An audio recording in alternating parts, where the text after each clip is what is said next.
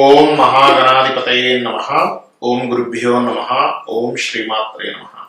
పరమేశ్వర స్వరూపమైనటువంటి జ్యోతిష, వాస్తు మరియు ఇతర అనేకమైనటువంటి శాస్త్రములను మనకు అందించినటువంటి మహర్షులకి నమస్కారం.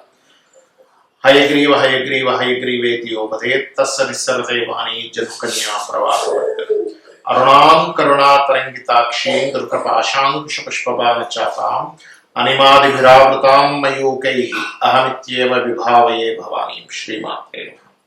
ప్రేక్షకులకి ఆ లలితాంబిక అమ్మవారి అనుగ్రహం పరిపూర్ణంగా కలగాలని స్ఫూర్తి కోరుకుంటూ మనం ఈరోజు చెప్పుకోబోయేటువంటి విషయాలు ఏమిటి చూసుకున్నట్లయితే, ప్రస్తుతం కుజుడు వక్ర గతిలో మిథున రాశిలో సంచరిస్తున్నాడు.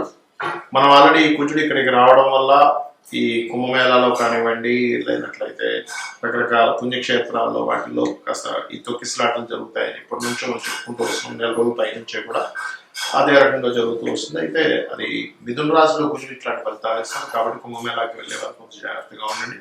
రెండో విషయం ఏంటంటే, ఇక్కడ ఈ కుజుడు వక్ర త్యాగం అవుతుంది. ప్రస్తుతం కర్కాటక నుంచి ముందుకు వెళ్తూ వక్రగతి ఉన్నాడు. అక్కడ ఎప్పుడైతే వక్రించి ఉన్నాడో ఈ వక్రత్యాగం ఈ నెల ఫిబ్రవరి 24వ తేదీ రుజుమార్గంలో వచ్చి ఏప్రిల్ 3 నుంచి చూసుకున్నట్లయితే, ఏప్రిల్ 3వ తేదీ నుంచి కర్కాటక రాశిలో జూన్ 8వ తేదీ వరకు వక్రించు రుజుగతిలో ఉంటాడు.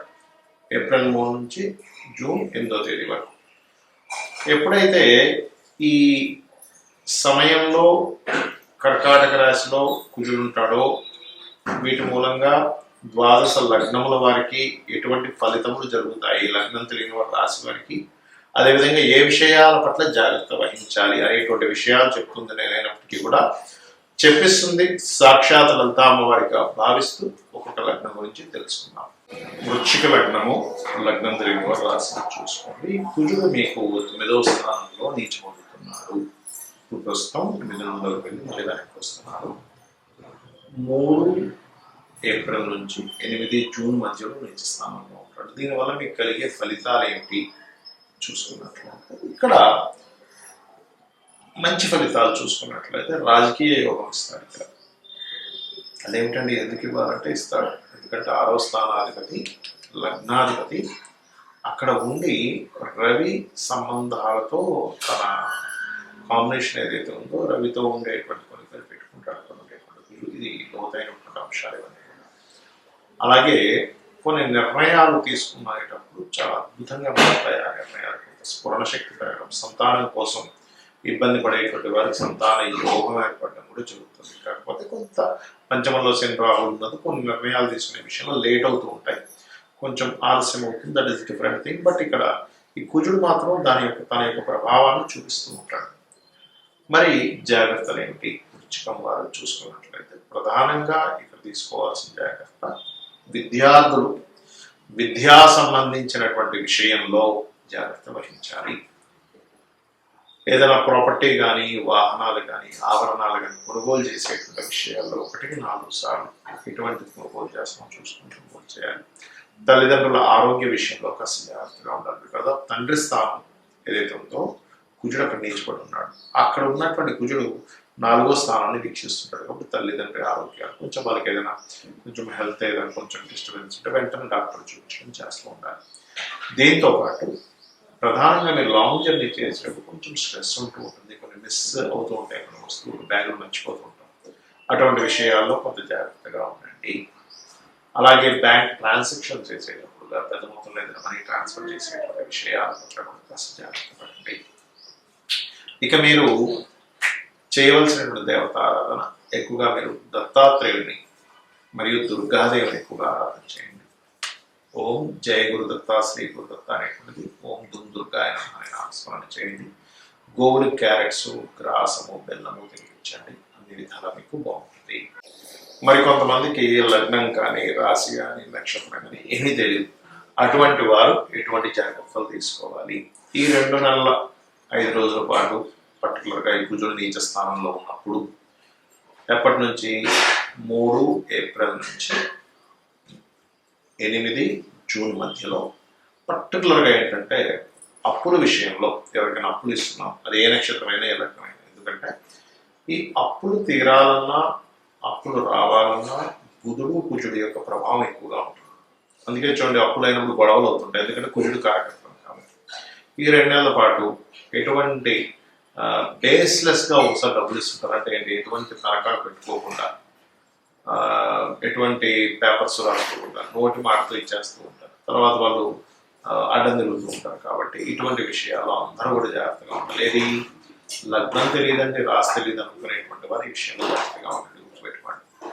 అలాగే మరొక విషయం ఏంటంటే, ఈ ప్రాబ్లం ఆల్రెడీ ఫేస్ చేస్తున్నాం అండి, మనకేమిటి పరిహారం అంటే ఓం అపర్ణాయే నమః అనే మంత్రం చేసుకోండి. ఓం స్కందాయ నమః, కుజుడికి అధిష్టాన దేవత స్కందుడు కాబట్టి ఓం స్కందాయ నమః అని చేసుకోండి.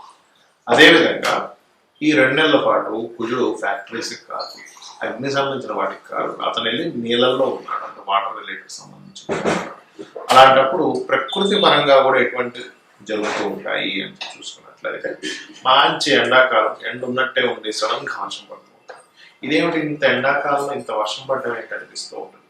అలాగే కొన్ని పర్టికులర్గా ఈ వాటర్ ప్లాంట్స్ పెట్టేటువంటి వారు కుజుడు నీటి స్థానంలో ఉన్నాడు కాబట్టి వాటర్ ప్లాంట్స్ రిలేటెడ్ సంబంధించిన విషయాల్లో కొంత జాగ్రత్తగా చూసి పెడుతూ ఉంటారు. అదేవిధంగా కొన్ని ఎడారి ప్రాంతాల్లో కూడా వర్షం పడే ఛాన్సెస్ ఇస్తూ ఉంటాయి ఇటువంటి విషయాల్లో. మరియు కుజుడు ఎప్పుడైతే నీచ స్థానంలో ఉన్నాడో బార్డర్స్ దగ్గర, ప్రతి దేశంలో సరిహద్దుల దగ్గర కొంతమంది అటాక్లు జరగడం, మరియు కొన్ని సముద్రాల్లో ఒకసారి ఒక ఉప్పెన్లాగా రావడం జరుగుతుంటుంది, అటువంటివి రావడం. అదేవిధంగా కొన్ని గొడవలకి దారి తీయడం జరుగుతుంది. ఎప్పుడైతే ఈ కుజుడు వక్రించి ఆల్రెడీ మిథున రాశిలో ఉన్నాడు, వక్రించి ఉన్నాడు, ఇప్పుడు ఆ వక్రగతిపై రుజుగతి వస్తుంది. మనం ఆల్రెడీ గతంలో చెప్పుకున్నాం, ఏమండి ఇక్కడ ఉన్నప్పుడు ఇట్లాంటివి కొంచెం దుఃఖిసరాటలు ఇట్లాంటివి జరుగుతాయి అని.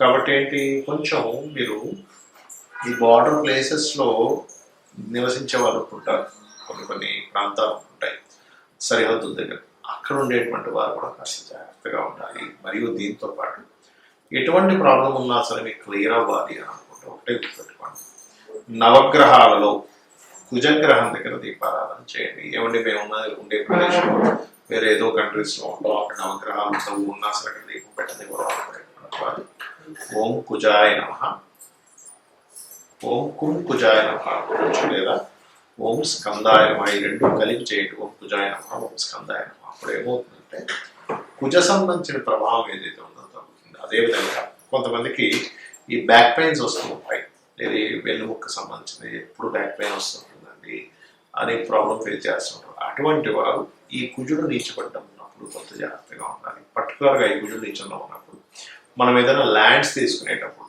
అందరికీ కూడా వర్తిస్తుంది, ల్యాండ్ తీసుకునేటప్పుడు చూసుకొని తీసుకోవాలి. ఏమవుతుందంటే ల్యాండ్స్ మూలంగానే ఇబ్బంది పడ్డం, కుజుడు నీచంలో ఉన్నాడు కదా, ల్యాండ్స్ విషయంలో కూడా ఫ్లక్చువేషన్స్ రావడం, అంటే అసలు ఇంత రేట్ పెరుగుతుంది అనుకోలేదు, లేదా ఇంత రేటు తగ్గిపోతుంది అనుకోలేదు అనేటువంటి ఫ్లక్చువేషన్స్ ఇస్తాడు కుజుడు. అంటే ఎప్పుడు పెరుగుతుంది ఎప్పుడు తగ్గుతుంది అంటే, ఆ కుజుడికి గోచారంలో చంద్రుడు వచ్చాడు అనుకోండి, ఆ రోజుల్లో మళ్ళీ మీకు నీచభంగ రాజయోగాన్ని ఏర్పడుతుంది కుజుడు గోచారంలో.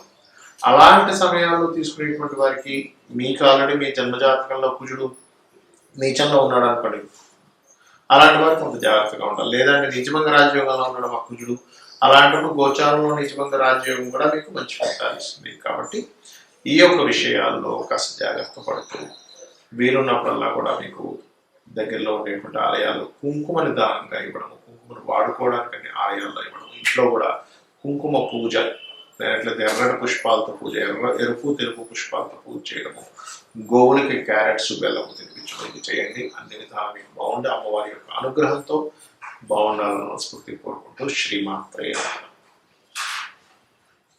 మానవంగా వచ్చిందా? 5 వచ్చిందా? 4.5.